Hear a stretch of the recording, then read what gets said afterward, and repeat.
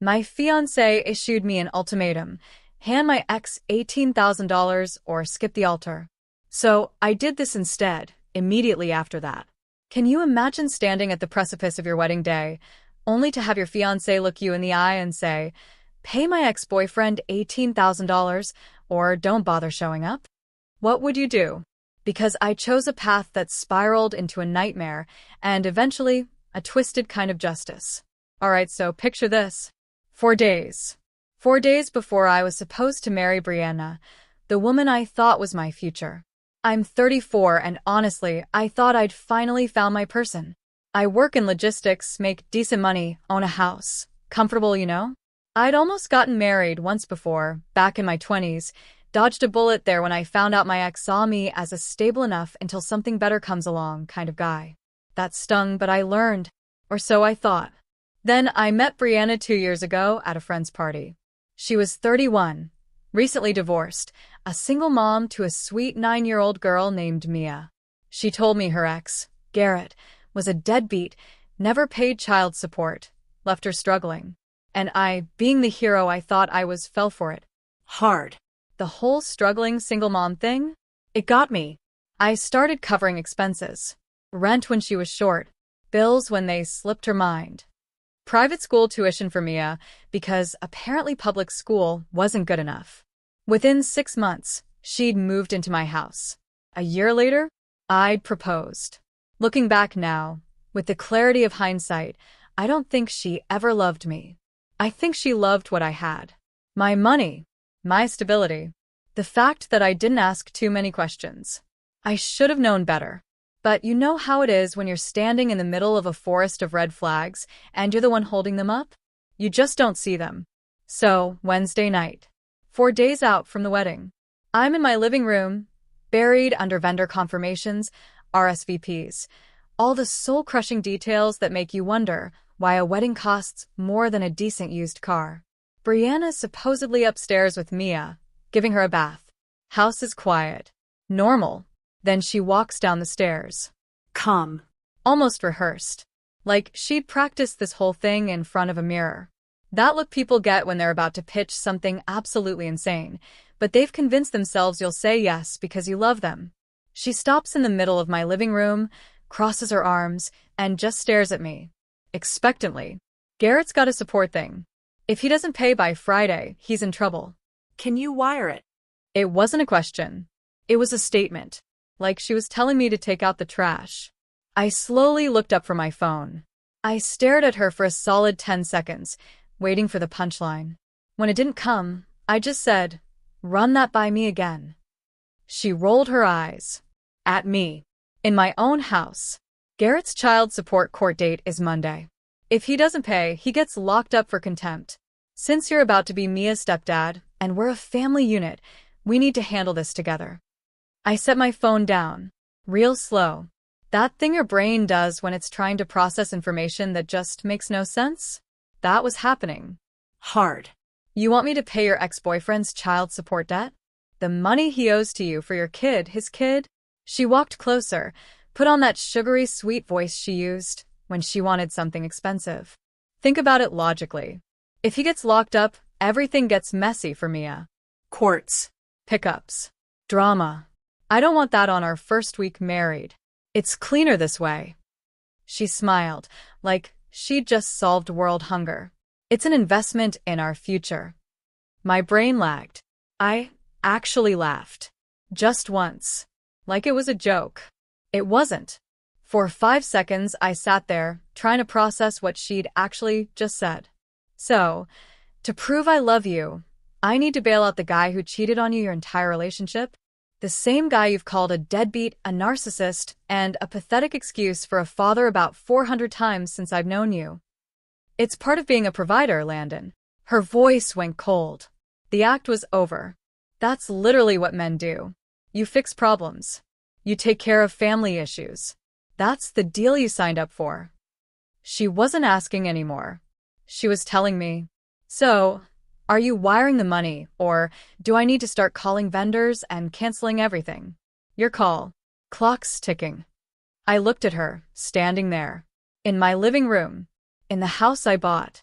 The house she'd been living in rent-free for 18 months, contributing exactly nothing except attitude and credit card bills. Something snapped inside me. 2 years of this. 2 years of being her personal ATM. I'd covered her rent 6 times before she moved in. Paid off $9,000 in credit card debt from before we even met. Dropped 12 grand on private school for a kid that wasn't mine because public school wasn't good enough for little Mia. Car payments. Phone bills. Emergency expenses that were never actual emergencies. I bought her a $4,000 engagement ring that she picked out herself and then complained wasn't big enough. That ring alone took 2 months of overtime, and now she was standing here demanding I pay her ex's child support because it was my job as a man. You know what I said? I don't think so. Her face went blank, like I'd just spoken in a language she didn't understand. Excuse me? I said no. If Garrett owes money, Garrett can figure it out. Or you can. But I'm not writing that check. Not today. Not ever. I pulled out my phone, started scrolling through my contacts. What are you doing? Her voice went up 3 octaves. Panic mode activated. Calling the venue. Don't you dare. She lunged, reaching for my phone. I moved it out of her reach. Landon, we have people flying in from 6 states. My whole family bought plane tickets. You'll embarrass yourself. You'll humiliate me. Everyone will think you're insane. Watch. The phone rang twice. Stone Ridge Events, how may I help you? Yeah, hi. Landon, I need to cancel the wedding scheduled for Saturday. All of it. Ceremony, reception, everything. Dead silence on both ends. Brianna's face went white. Sir, I need to confirm you're canceling the wedding? That's correct. Send me the cancellation confirmation by email. I understand the deposits are non-refundable. Are you absolutely certain about this decision? Completely certain. Thanks for your time. I hung up. Brianna stood there, making these weird choking sounds, like she couldn't get enough air. For about 3 seconds, she couldn't form words. Then she found them. You psychotic jerk. Her voice was barely above a whisper at first. Then it started climbing. You actually did it. Over 18 grand. You make that in 2 weeks. You just threw away 2 years over what's basically pocket change to you. No. We're done. Get your stuff and go. I live here now. She was screaming at full volume. You can't just kick me out. I have rights. I'll call the cops right now. She grabbed a decorative bowl off the side table, some ceramic thing her mother gave us as an early wedding gift. Probably cost $200. She spiked it on the hardwood like she was in the end zone. It exploded into about 50 pieces. I have rights. You're not on the deed. You're not on the mortgage. You haven't paid a single bill in 6 months. Legally, you're a guest who's overstayed their welcome. I checked my watch. My hands wouldn't stay still. You've got 30 minutes to pack and leave. Mia is upstairs sleeping. You want to traumatize an 11-year-old? You want that on your conscience. I tilted my head. Mia's at your mom's place. Has been since yesterday afternoon. You dropped her off so you could get your nails done and go shopping. Remember? Don't use your kid as a human shield. Makes you look even worse than you already do. That broke something in her. The anger cracked and I saw real panic underneath. The tears started. Not real tears.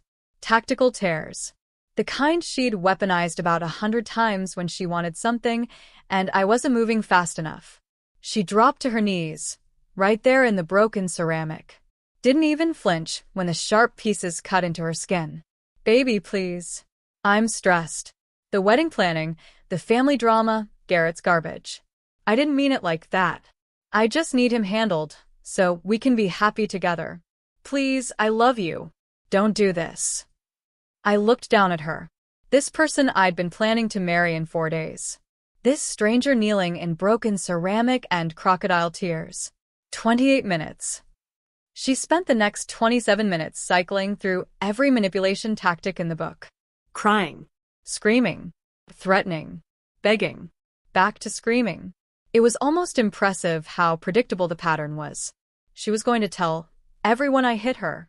Ruin my reputation on social media. Make sure I never saw Mia again. Sue me for emotional distress and take everything I owned. Call my boss and tell him I was abusive. On and on. I just sat on my couch and watched her throw clothes into trash bags while she cursed out my entire bloodline. Didn't respond. Didn't react. Just waited. You think you're so smart? She was stuffing shoes into a garbage bag with enough force to probably damage half of them.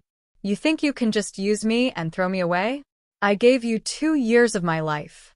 You gave me 2 years of expenses. That's what you gave. That's what providers do. That's what men are supposed to do. You don't get to act like I'm some kind of burden. You're right.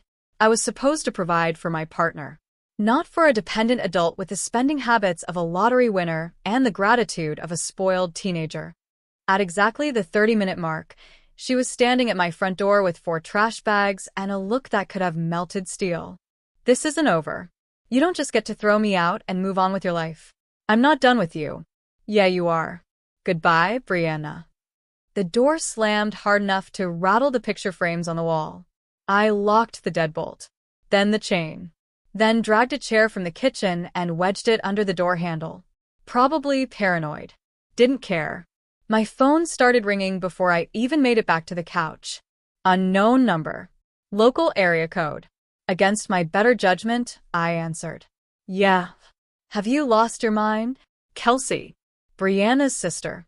Screaming. No build-up, just straight to maximum volume. Brianna just called me sobbing. She can barely breathe. She says you hit her and threw her out in the middle of the night like she's garbage. She's lying. Just like she lied about needing money for Mia's soccer equipment when the league provides it free. Just like she lied about her car needing $1,500 in repairs when it was actually $400. Just like she lied about literally everything for the past 2 years. She's on the street, Landon. You can't just evict your fiancée because she asked for help.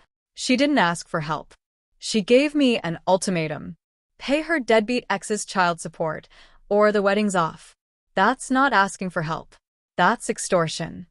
She's trying to keep Mia's father out of jail. She's thinking about her daughter. Then Garrett can pay his own child support. That's literally the definition of child support. Or maybe you can write the check. Kelsey, your husband's a surgeon. He makes triple what I do. If it's such a reasonable family expense, you cover it. Silence. The kind of silence you get when someone's own logic gets thrown back in their face, and they don't have a comeback. That's different, she finally said. How? Explain to me how that's different. Because from where I'm sitting, it sounds like you want me to solve a problem you wouldn't touch with your own money if someone paid you.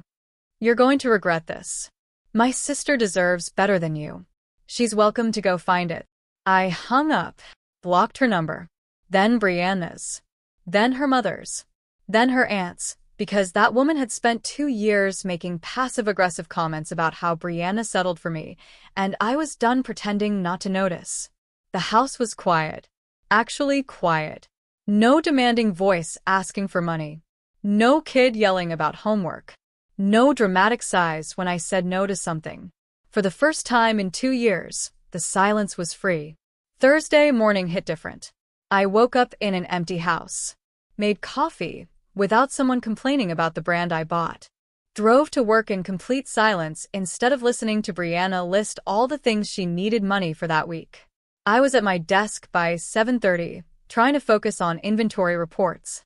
Numbers on spreadsheets, supply chain logistics, normal work stuff that usually keeps my brain occupied. Around 10:40, my desk phone rang. Mr. Landon, reception said, sounding terrified. There's a woman in the lobby. She's screaming. Security is trying to contain her, but she just jumped the turnstile. She says she's your fiancée. She's coming up right now. My stomach dropped. Call the cops. Already did, sir. 15 seconds later, my office door exploded inward. The handle smashed into the wall hard enough to leave a dent. Brianna came in like a hurricane. Hair wild and unbrushed. Makeup from yesterday smeared down her face.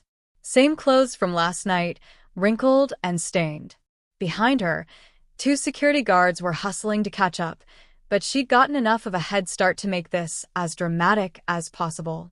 The entire floor went silent. Every head in every cubicle turned to watch the show. Some people were already filming.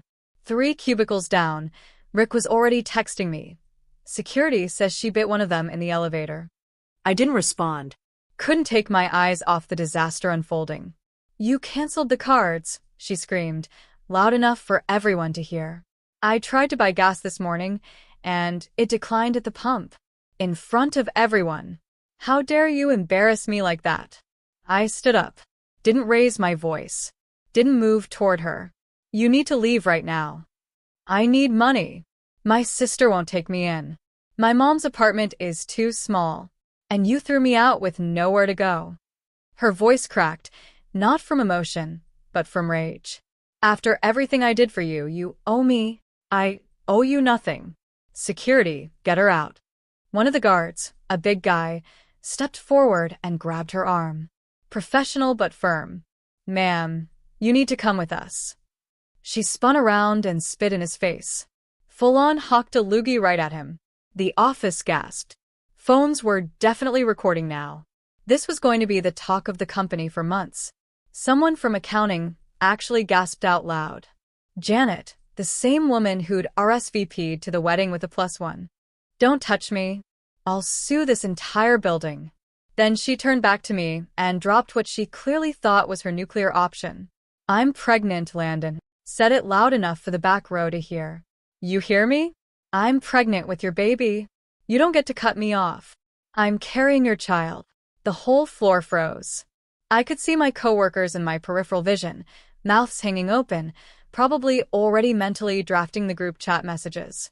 I looked at her, let the moment breathe, made sure everyone was paying attention. I had a vasectomy 4 years ago, Brianna. Way before we met. Got it done after my ex tried to baby trap me the first time. I paused for effect. Smiled just a little. So, if you're pregnant, which I seriously doubt, it's definitely not mine. Maybe you should ask Garrett.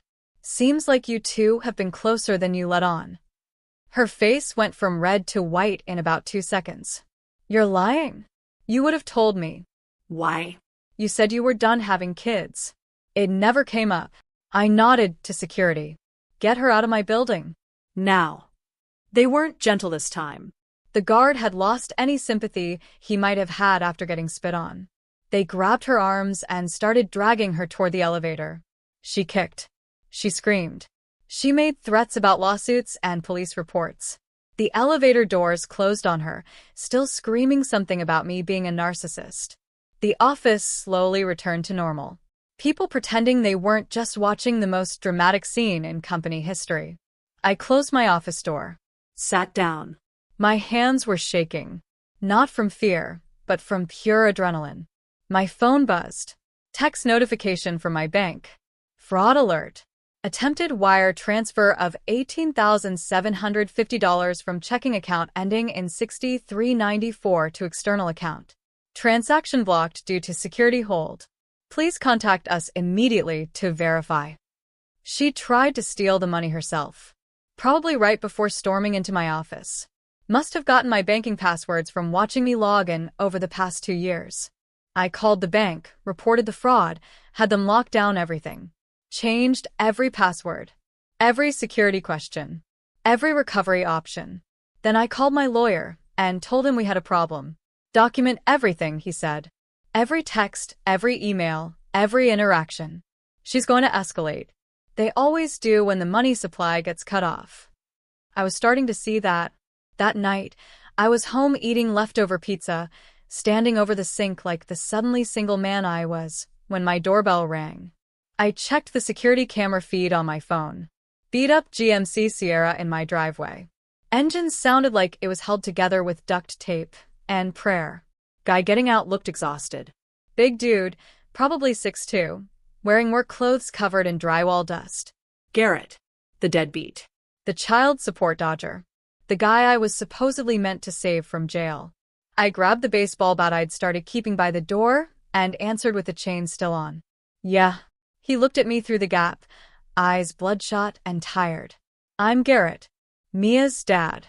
I think we need to talk. If you're here for money, I'm calling the cops right now. He actually laughed. Not a happy laugh. A bitter, exhausted laugh. Man, what money. Can you open the door? I'm not here to fight. Just worked a 14-hour shift and drove an hour to get here because I needed to see this for myself. Something in his voice. Something in how genuinely tired he looked. I opened the door, kept the bat in hand just in case. See what for yourself? Garrett stayed on the porch, kept his distance. Hands where I could see them. Look, I don't know what Brianna told you about child support arrears, but it's complete garbage. We have joint custody. 50/50ths. I pay her $300 a month to cover me as health insurance through my union. That's it. That's the whole arrangement. I'm not behind. There's no court date Monday. I'm not going to jail. My grip on the bat got tighter. She said you owed 18 grand in arrears. Said you'd be locked up for contempt. He shook his head slow, like he was too tired to even be angry about it anymore. She's been lying about me since the divorce landed. She's got a gambling problem. A serious one. Online poker, sports betting, those sketchy casino apps. That's why we split. She drained my savings account back in 2020. Ran up 31 grand in credit card debt without telling me. I had to file bankruptcy just to survive. He pulled up the custody agreement on his phone. Showed me the court stamps, the signatures. Then the payment app history. $300, same day every month, going back 3 years. Not a single missed payment. She had access to everything, he said. Joint accounts, credit cards. Didn't know about the debt until collectors started calling. Found out she'd been playing online poker for 2 years. The ground shifted under my feet. Suddenly, everything made sense. The constant emergencies. The perpetual lack of money despite me paying for literally everything. The times she needed a few hundred for something she could never quite explain. She told me you were a deadbeat, I said. That you abandoned her and Mia. That you never paid child support. And she told me you were beating her.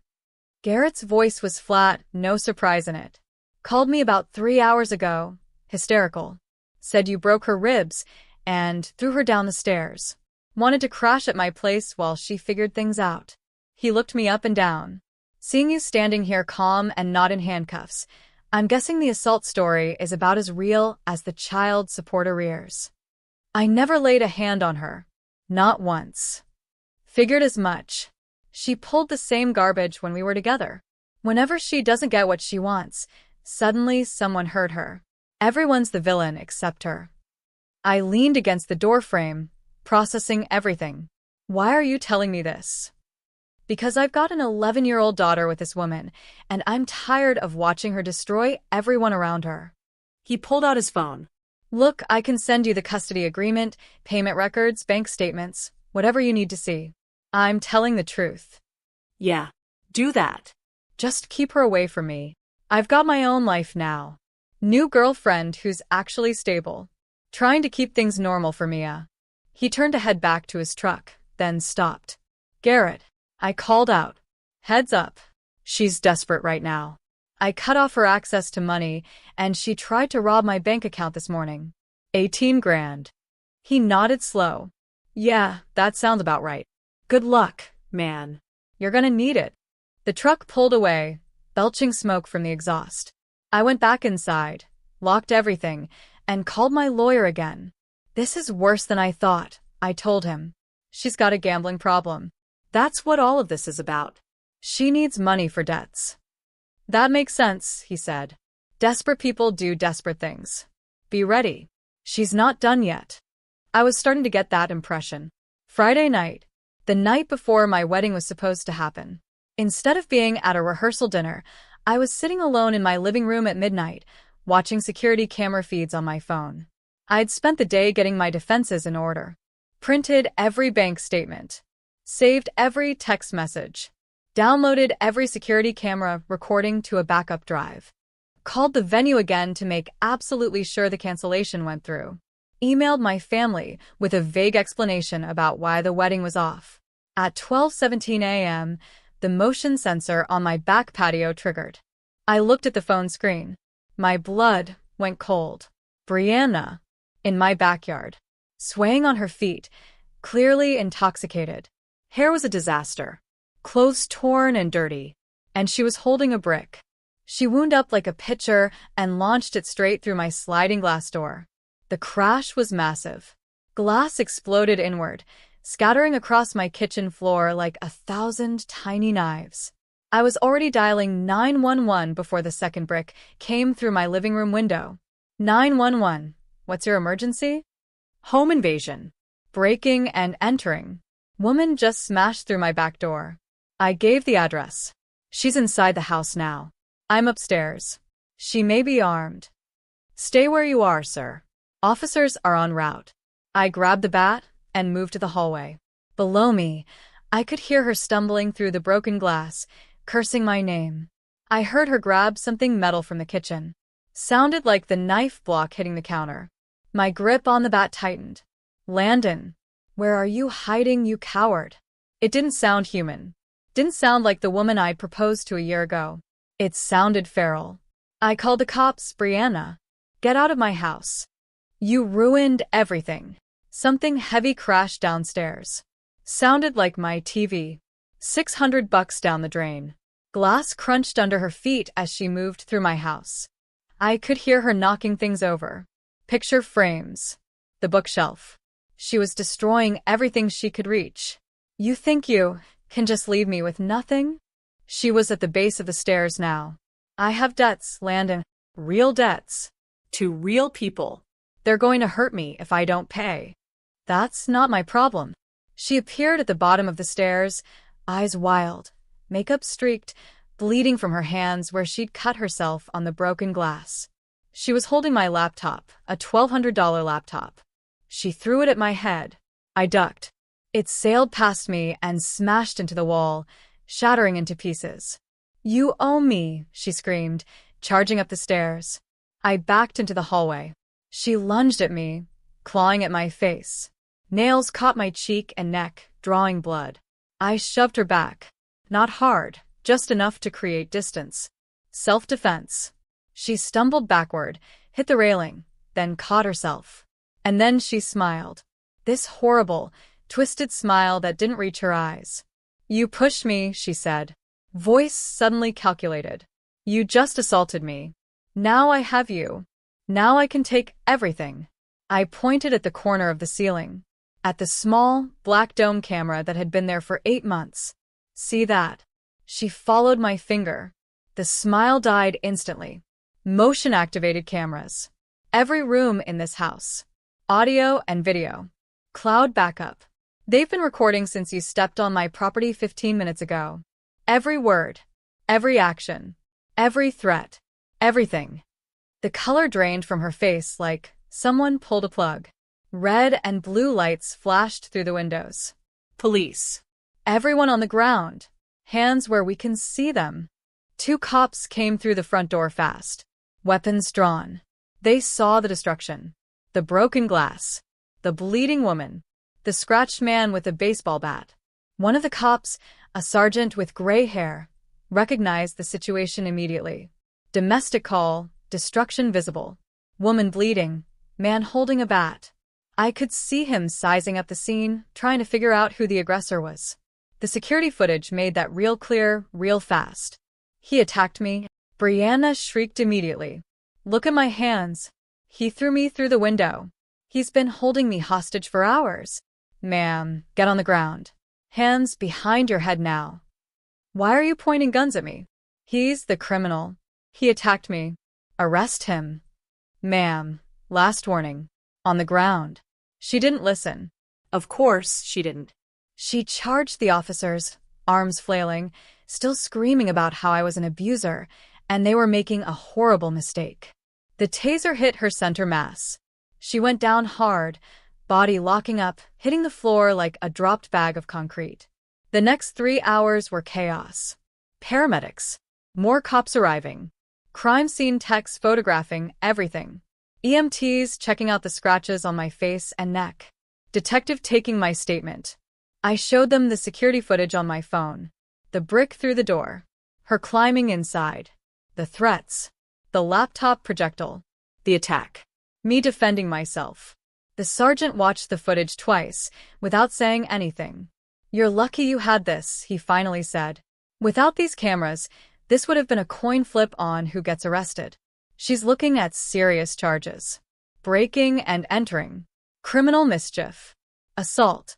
Destruction of property. With the prior complaints and the attempted bank fraud, she's going away for a while. Good. The sergeant studied me for a second. You doing okay? Been better. Been worse. By the time everyone left, it was almost 5 in the morning. I sat in my destroyed living room, surrounded by broken glass, shattered electronics, and upended furniture. I ordered pizza. Ate it cold at 6 a.m. while boarding up the broken windows with plywood from my garage. Heck of a rehearsal dinner. 2 days after the arrest, my phone rang at 11 at night. FaceTime. Unknown number. I almost didn't answer, but curiosity got the better of me. Brianna's face filled the screen. She was in what looked like a hotel room. A cheap one. The kind where the bedspreads have cigarette burns and you don't want to use the remote. Makeup running down her face. Eyes puffy and red. Hair unwashed and pulled back in a messy knot. Landon, please, just listen to me for 1 minute. I propped the phone against a water bottle and went back to eating my sandwich. Didn't say anything. Just chewed and watched her spiral. I know I messed up. I know I hurt you. But baby, I'm literally homeless right now. My mom won't take me. Kelsey blocked my number. I'm staying at a Motel 6 that charges by the week and I can't afford next week's rent. Her voice cracked. Full waterworks now. I have nowhere to go. No money, no options. You're the only person who ever actually cared about me. I took another bite of my sandwich. Turkey and Swiss. Pretty solid sandwich, honestly. Please say something. Anything. I'm begging you. I'll do anything. I'll pay you back every cent. I'll get help for the gambling. I'll go to therapy. I'll sign a prenup. Whatever you want. Just please don't abandon me like this. I swallowed. Wiped my mouth with a napkin. Finally looked at the screen. You done? She nodded desperately. Yes. I'm done. I'm listening. Just tell me what I need to do to fix this. Brianna, you called me your personal ATM for 2 years. You tried to make me pay your ex's fake child support. You gave me an ultimatum 4 days before our wedding. You tried to steal 18 grand from my bank account. You broke into my house, destroyed my property, and tried to frame me for assault. I picked up the phone, brought her face closer to mine on the screen. And now you're homeless in a Motel 6, calling me at 11 at night, asking what you need to do to fix this. I'm desperate, Landon. Here's what you need to do. Get a job. Pay your debts. Stop gambling. Go to therapy. Build a life that doesn't require bleeding other people dry. I smiled. Not a nice smile. And do it without me. Because I'm not your bank. I'm not your backup plan, and I'm definitely not your emergency contact anymore. Please don't do this. I hung up, blocked the number, finished my sandwich in peace. The next stretch of time was a war of attrition. Brianna didn't go quietly. She fought every single charge. Hired a lawyer she couldn't afford with money I'm pretty sure she borrowed from loan sharks. Filed for a restraining order against me, claiming I was stalking and harassing her. It got denied fast. Once they saw my security footage, I got a restraining order against her. That one stuck. She violated it 3 times in the first month. Showed up at my work again. Showed up at my house at 2 in the morning, screaming in the driveway. Sent me 47 text messages from different numbers, threatening to ruin my life. The 3rd violation was the worst. She'd shown up at my work again, this time in the parking garage, waited by my car for 2 hours. Security finally noticed her on camera, just sitting there, staring at nothing. They called the cops before I even left the building. Each violation added more charges, more evidence, more time to her eventual sentence. Each time the cops showed up at her door, she'd apparently have some excuse ready. Wrong address. Didn't know I worked there anymore. Just wanted to apologize. The excuses got weaker each time. Court was a disaster for her. The prosecutor had my security footage, the bank fraud evidence, the text messages, the testimony from my coworkers about the office incident. The testimony from Garrett about her pattern of lying and manipulation. The testimony from her own mother about the gambling problem.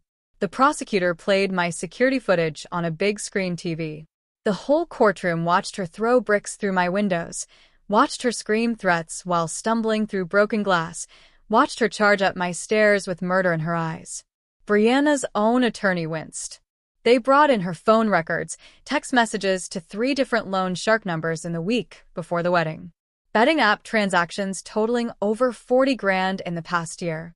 She'd been hemorrhaging money faster than I could give it to her. Her lawyer tried to paint me as a controlling abuser who drove her to a breakdown. Tried to claim the security footage was doctored. Tried to argue she was mentally unstable and not responsible for her actions. None of it worked. The evidence was too clear. Too documented. The judge wasn't sympathetic. She'd seen too many cases like this. Heard too many manipulation tactics. Guilty on all counts. 18 months locked up. 3 years probation after release. Mandatory gambling addiction treatment. Restraining order extended to 5 years.